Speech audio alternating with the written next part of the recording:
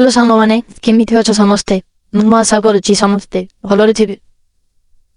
मोर नाम रोजी बयस 18 मोर +2 सरी सेन्स आज ए जो खरादिन चलुछि मोर गोटे खरादिन प्लानिङ अने पडुछि एकी म आज तुमको ओइबाको चाहन्थे और खरादिन छुट्टी चाहिँ थाए और बहुत मन होला म माउसी घरको बुटी जिबा पाए म बाहिर पडिथिली म माउसी घरको म माउसी घरे मोर माउसी मौसा एवं मोर सानो भाई बुलु रहुଥାଏ ମୁଁ ଯାଇ ମୋ ମାଉସୀ ଘରେ ପହଞ୍ଚିଥିଲି ଯେତେବେଳେ ମାଉସୀ ଘରେ ପହଞ୍ଚିଲି ମୋତେ ଦେଖି ବହୁତ ସମସ୍ତେ ଖୁସି ହୋଇଯାଇଥିଲେ ଏବଂ ମୋର ସାନ ଭାଇ ମୋଠାରୁ ବୟସରେ 2 ବର୍ଷ ସାନ ସେ ମୋତେ ମଧ୍ୟ ଦେଖି ବହୁତ ଖୁସି ହୋଇଯାଇଥିଲା ଏବଂ ଆସି ମୋତେ ନେଇ ଧରିଥିଲା ମୁଁ ବହୁତ ଖୁସି ହୋଇଯାଇଥିଲି ଏଇଭଳି ନାମରେ 2-3 ଦିନ ପଟି ଯାଇଥିଲା ତାପରେ କଣ ହେଲା ନା ମୁଁ କି ଦିନ ବାଥରୁମରେ ଗାଧୁଥିବା ସମୟରେ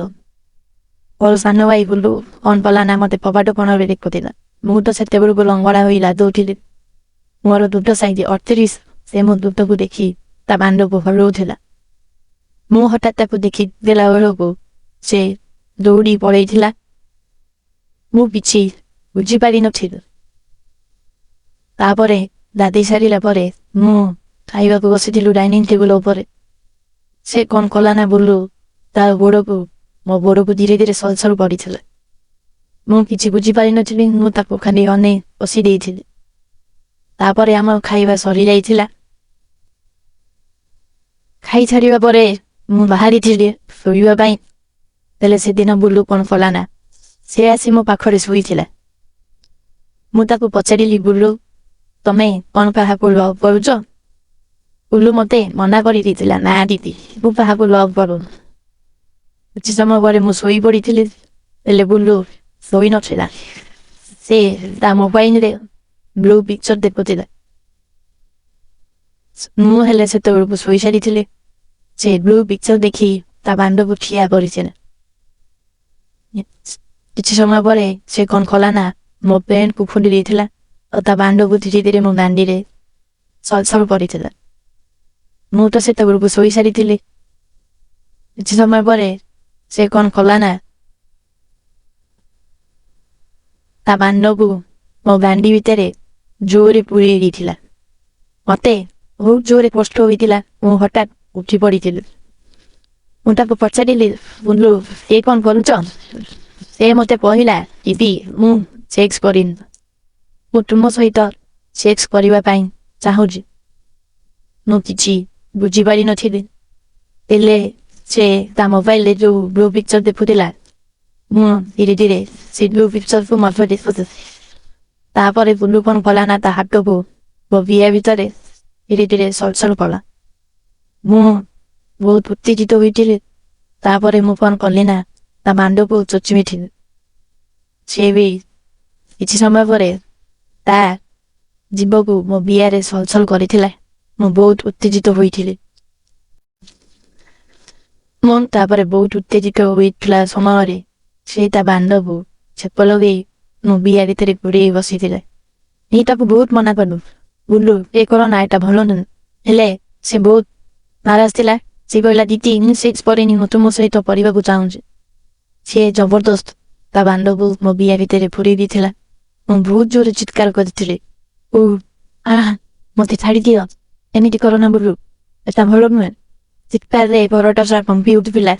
एले मु जेते चित्कार कले कोन हबो से बिल्कुल भी पानी नथिला से मते बहुत जोर पडिथिला जिते बेले से मते बहुत जोर पडिथिला पूरा फागर पुरी चित्कार पर उठले କିଛି ସମୟ ପରେ ତାର ବୀର୍ଯ୍ୟ ବାହାରିଥିଲା ସେ ତା ବୀର୍ଯ୍ୟକୁ ମୋ ପେଟ ଉପରେ ପକେଇଥିଲା ତାପରେ ଆମେ ଦି ଜଣ ବାଥରୁମ ଯାଇ ଧୋଇ ଧୁଆ ସାରିଲୁ କିଛି ସମୟ ପରେ ପୁଣି ଆମେ ରାତିରେ ଖାଇସାରିଲା ପରେ ମୁଁ ପୁଣି ଶୋଇବାକୁ ବାହାରି ପଡ଼ିଥିଲି ହେଲେ ମୋର ଖାଲି ସେ ଖରାବେଳ କଥା ସାରି ମନେ ପଡ଼ିଲା ମୁଁ ଯାଇ ବୁଲୁକୁ ଡାକିଲି ବୁଲୁ ଆସେ ମୋ ପାଖରେ ଶୋଇବୁ ବୁଲୁ ସକାଳେ ଯୋଉ କାମ କରିଥିଲା ସେ ବହୁତ ଜୋରେ ଠକି ଯାଇଥିଲା ସେ ଆସି ମୋ ପାଖରେ ସାଙ୍ଗେ ସାଙ୍ଗେ ଶୋଇ ପଡ଼ିଥିଲା ହେଲେ ମୋ ଆଖିରେ ତ ବିଲକୁଲ ନିଦ ନଥିଲା ବହୁତ କଷ୍ଟ ହେଲେ କଣ ହବ ମତେ ବହୁତ ମଜା ଲାଗିଥିଲା।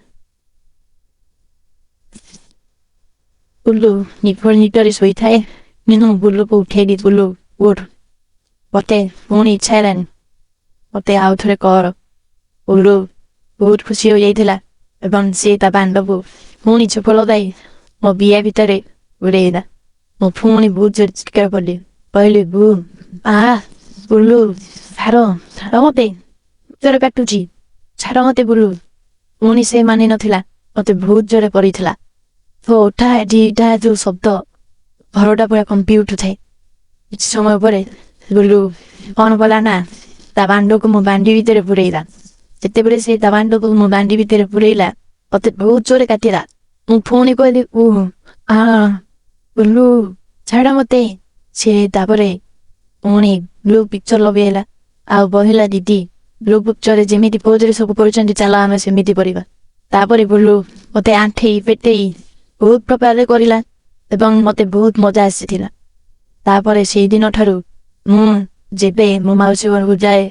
ସେଇଦିନ ଠାରୁ ଆଜି ପର୍ଯ୍ୟନ୍ତ ମତେ ବୁଲୁ କରୁଛି ଏବଂ ତାର ଯୋଉ ଲମ୍ବା ଅଣ୍ଡା ମୋର ବହୁତ ପସନ୍ଦ।